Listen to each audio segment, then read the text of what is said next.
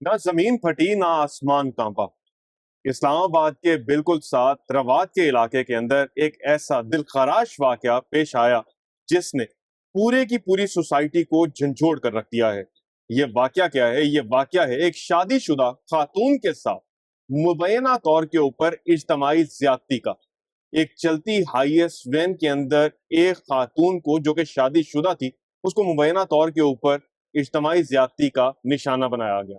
Police ने 24 घंटे के अंदर अंदर कार्रवाई करते हुए इस वाक़े के अंदर तीन मुलजमान जो थे, जो मुलविस थे इस वाक़े के अंदर मुबैना तौर पे, उनको गिरफ्तार किया और आज उन तीनों अफराद का 5 रोज़ा जिस्मानी रिमांड भी मंजूर कर लिया गया है। इसी केस के ऊपर बात करने के लिए और इसके ऊपर जो लीगली कैसे इस केस को चलाया जा सकता है, इस हवाले से बात करने के लिए मेरे साथ इकरा नासिर साहिबा मौजूद हैं। इकरा साहिबा, बहुत जी, शुक्रिया, आपने हमारे लिए टाइम निकाला। ये बताइएगा प्लीज कि सबसे पहले ये जो वाकया हुआ, हुँ। बीइंग ए वुमन और बीइंग ए लॉयर, आप क्या समझती हैं कि ऐसे वाकये के अंदर मुलविस मुलजमान के साथ क्या किया जाना चाहिए? कानून क्या कहता पहले मुझे ऐसा लगता है कि ये सिर्फ़ एक क्राइम नहीं है, ये ना पब्लिक सेफ्टी का सवाल है और है? जिस मुल्क की ख़वातीन सेफ़ नहीं है, ठीक है? वो मुल्क कभी तरक्की नहीं कर सकता, वो कभी ग्रो नहीं कर सकता है। और इसके अलावा मैं आपको ये कहना चाहूँगी कि जो हमारे लॉज़ है वो बहुत क्लियर है इसके ऊपर, ठीक है? हमारा जो पाकिस्तान पीनल कोड का सेक्शन नंबर 376 क्लॉज़ नंबर 2 है, वो ये बात बहुत क्लियर कट बताता है कि इस तरह के केसेस के अंदर जो सज़ा है वो लाइफ़ इम्प्रिज़नमेंट है और डेथ सेंटेंस है। सिर्फ़ ये 2 क्लियर कट सज़ाएँ हैं इसकी। इसके अलावा जो हमारा एंटी रेप एक्ट है, वो इस बारे में बताता है कि जो इस तरह के केसेस का जो ट्रायल है वो बहुत फ़ास्ट होना चाहिए, फ़ास्ट ट्रैक पे होना चाहिए। अच्छा, ये बताइएगा इकरा कि अभी जिस तरह से ये वाकया हुआ, हुँ, इसमें जो एविडेंस कलेक्शन है वो हुँ। बहुत एक ज़रूरी अमर होता है। बहुत ज़रूरी है। कितना ज़्यादा या आप कहेंगी इस पे ज़ोर डालेंगी कि जो पीएफएसए हुकाम हैं, पंजाब फोरेंसिक हुँ, साइंस एजेंसी की टीम्स हैं या फिर जो इन्वेस्टिगेटिव इदारे हैं, हुँ। उनको एविडेंस कलेक्शन के अंदर किस-किस चीज़ का ख़्याल रखना होगा? सबसे पहले वहाँ पे टाइम रिस्ट्रेन होता है, ठीक है? टाइम बहुत लिमिटेड होता है हमारे पास जिसके अंदर वो जो विक्टिम है उसका मेडिकल होगा, सारी वो जो जगह है, वो जो वाक़या जहाँ पे हुआ है, जो ट्रांसपोर्ट थी, ठीक है? वो अपनी ज़ब्त कर ली जाएगी और उसके वहाँ पे सारे जो एविडेंस है वो कलेक्ट किए जाएँगे, हुँ। ठीक है? बेशक सीसीटीवी फुटेज हो, बेशक कोई भी हो वो सारे कलेक्ट अच्छा, किए सॉरी जाएँ। To interrupt you, CCTV footage की ऐसे वाकयात के अंदर क्या लीगल वैल्यू है? मुझे ऐसा लगता है कि ऐसे वाक़यात में सीसीटीवी फुटेज की बहुत ज़्यादा वैल्यू है, बहुत ज़्यादा बिकॉज़ वो तो क्लियर कट एविडेंस है ना हुँ। एविडेंस है, तो उसकी बहुत ज़्यादा वैल्यू है यहाँ पे।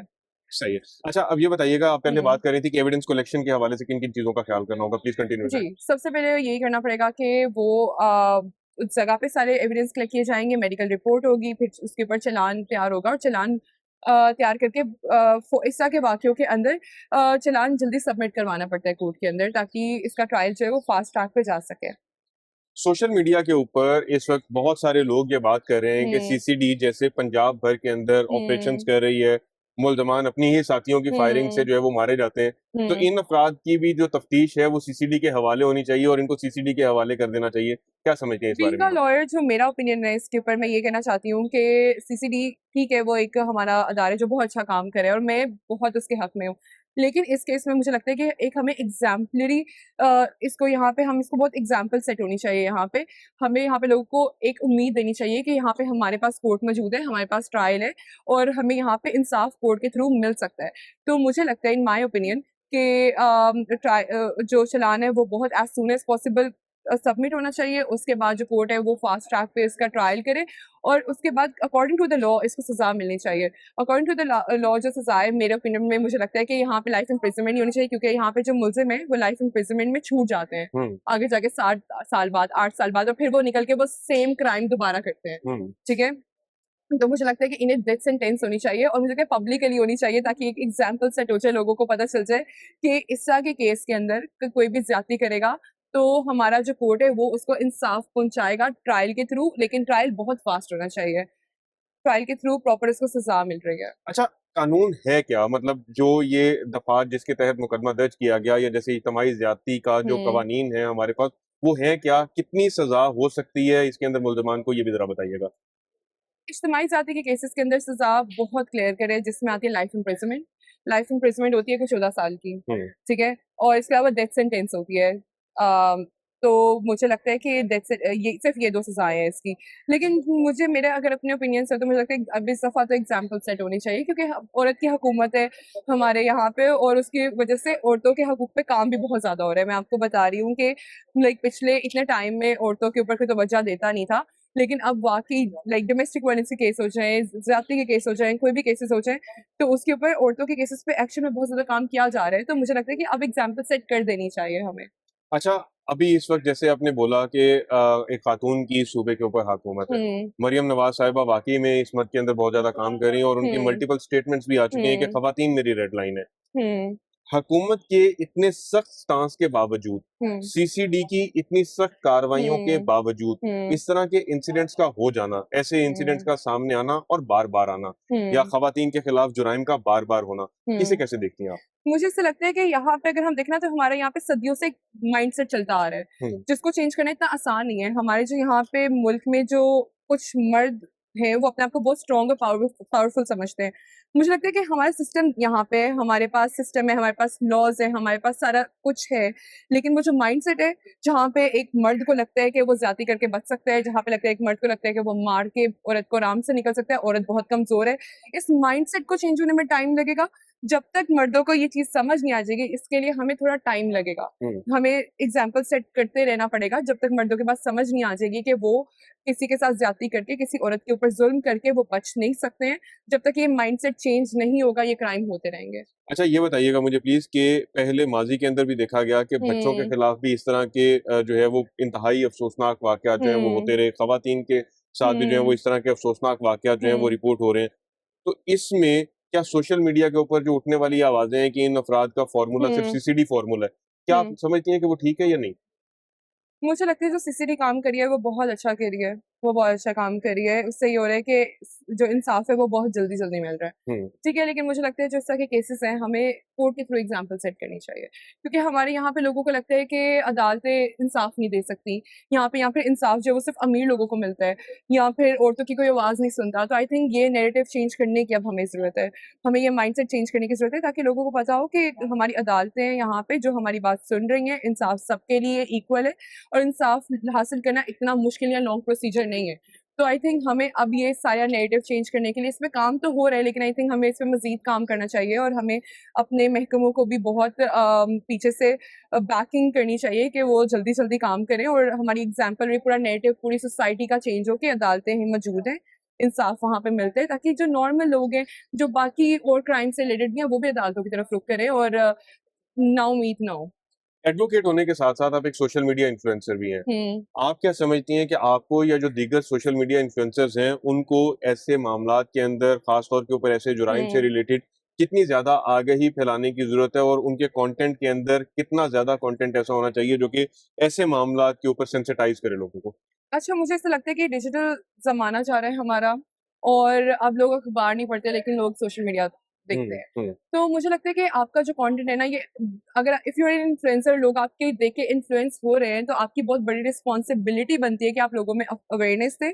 आप जो हमारे यहाँ पे माशी इश्यूज़ चल रहे हैं, जो हमारे यहाँ पे सारी चीज़ें चल रही हैं, उनके ऊपर आप अवेयरनेस दें, ये हमारी बहुत बड़ी रिस्पॉन्सिबिलिटी है।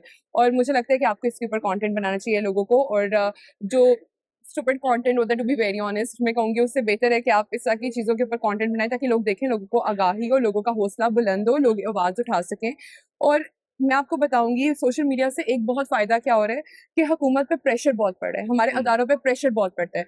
जब एक वाक़या किसी ने नहीं देखा, अदालत में आया, लोगों ने नहीं देखा, वो इग्नोर हो जाते हैं। लेकिन अगर उस वाक़ये के ऊपर इतने, क्योंकि सोशल मीडिया पे सिर्फ़ 100,000 लोग नहीं देख रहे, मिलियंस लोग देख रहे हैं। ठीक है, बहुत ज़्यादा लोग हैं, लाखों लोग हैं जो देख रहे हैं एक वाक़ये को और उसके ऊपर आवाज़ उठा रहे हैं, उससे प्रेशर बहुत पड़ता है हुँ, हमारे अदारों के ऊपर। हुँ। लोग पूछते हैं, लोग सवाल करते हैं कि क्या बना है इसका, इंसाफ मिल रहा है, क्या हो रहा है? लोगों को, मुझे लगता है कि इससे हमारी ज़िम्मेदारी है कि हम इसके ऊपर फुल बात करें और हम लोग इसके ऊपर प्रेशर दें।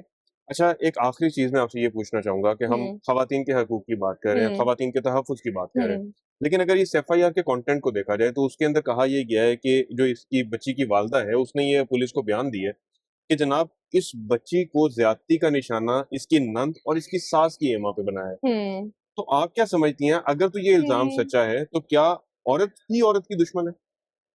मुझे ऐसा लगता है कि ये जो हमारे, मैं इस बारे में आपकी बात से एग्री करूंगी, ठीक है। वाकई हमारे यहाँ पे औरतें जो है वो औरत की दुश्मन है, क्योंकि हमारा जो यहाँ पे माइंडसेट है वो इस तरह के है कि देखा नहीं होगा आपने बचपन में कि माँ बेटी की जगह बेटे को बोटी डाल के दे रही है, बेटे को सुपीरियर ट्रीट कर रही है। तो ये एक बहुत हमारा माइंडसेट है अजीब सा, कि यहाँ पे जो सास है और जो हमारी यहाँ पे सासें और नंदे हैं वो एक टीम अप बना लेती हैं। उनको लगता है हमारा बेटा ही शहजादा है, हमारे बेटे को इतना ज़्यादा खराब कर देती हैं कि उसको लगता है मैं ज़्यादती कर सकता हूँ, वो अगली औरत के साथ ज़्यादती करते हैं इंस्टेड ऑफ उसे समझाने के कि भाई तुम्हारे घर माँ-बहन है, तुम्हें अपनी माँ-बहन की तरह बाकी औरतों को प्रोटेक्ट करना है, वो ऐसे करती नहीं है। तो मुझे लगता है कि this is the time when we should start exposing such women. हम उन्हें एक्सपोज़ करें, क्योंकि उनके हौसले बहुत बुलंद होते जा रहे हैं और ये सदियों से एक रवायत चलती आ रही है। आपने देखा होगा कि इसकी सास थी, उससे पहले उनकी दादी, दादी की दादी, लाइक ये हमेशा से चलता आ रहा है। हम्म। तो मुझे लगता है कि ये टाइम है जब ऐसी औरतों को एक्सपोज़ करना चाहिए। उनके जो हौसले बहुत बुलंद है, जो अपने बेटे के पीछे बैक पे खड़े होके उनसे ज़्यादतियाँ करवाती हैं।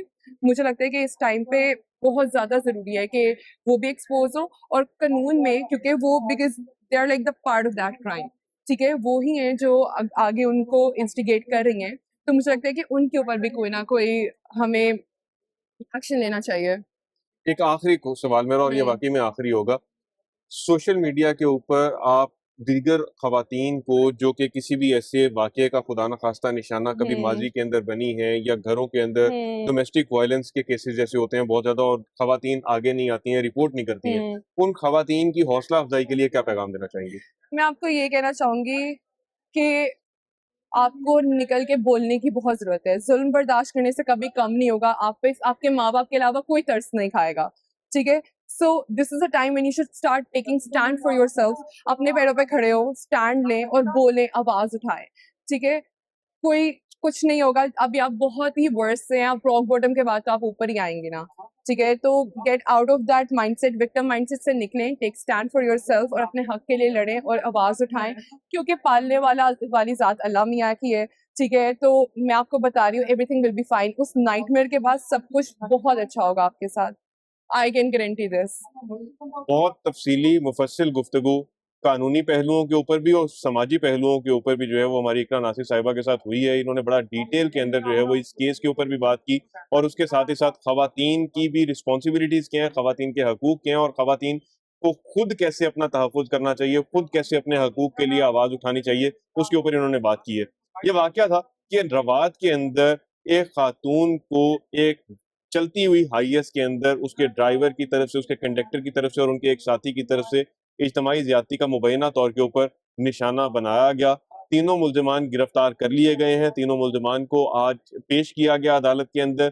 पुलिस की जानिब से 8 रोज़ा इस्तदा की गई थी जिस्मानी रिमांड की, ताहम अदालत की जानिब से 5 रोज़ा जिस्मानी रिमांड जो है वो मंजूर किया गया है। मुल्ज़िमान को दोबारा जो है वो अदालत के अंदर पेश करने के भी अहकामात जो है वो अदालत की जानिब से जारी किए गए हैं। इन मुल्ज़िमान को दोबारा भी अदालत के अंदर पेश किया जाएगा। तब तक पुलिस के ज़िम्मे लगाया गया है कि तब तक अपनी तफ्तीश जो है वो मुकम्मल करें, क्योंकि पुलिस ने अदालत के अंदर यही कहा था कि इन अफराद से तफ्तीश होना बाकी है। इनके साथ इस वाक़ये के अंदर कोई क्या वाक़ई में मुलविस था या नहीं था, उस बारे में रूल आउट होना भी एक बाकी है। और इसके साथ ही साथ जो है वो एक और चीज़ जो कि बहुत अहम थी, वो ये कि पुलिस ने अदालत के अंदर ये भी बयान दिया कि इन मुल्ज़िमान से जो है वो मोबाइल फ़ोन्स रिकवर करना भी जो है वो बहुत ज़रूरी है, जिसके अंदर मुबैना तौर के ऊपर इन मुल्ज़िमान ने खातून के साथ मुबैना तौर के ऊपर ये इज्तिमाई ज़्यादती करते वक़्त फुटेजेस भी बनाई। तो उन डिवाइसेज़ का, उन इलेक्ट्रॉनिक डिवाइसेज़ का, उन मोबाइल फ़ोन्स का रिकवर होना भी अभी इस केस के अंदर बाकी है, जैसा कि आज पुलिस की तरफ से अदालत के अंदर बताया गया। इस केस के अंदर आगे क्या अपडेट्स आएँगी, वो भी आपको गाहे-बगाहे इसी तरह से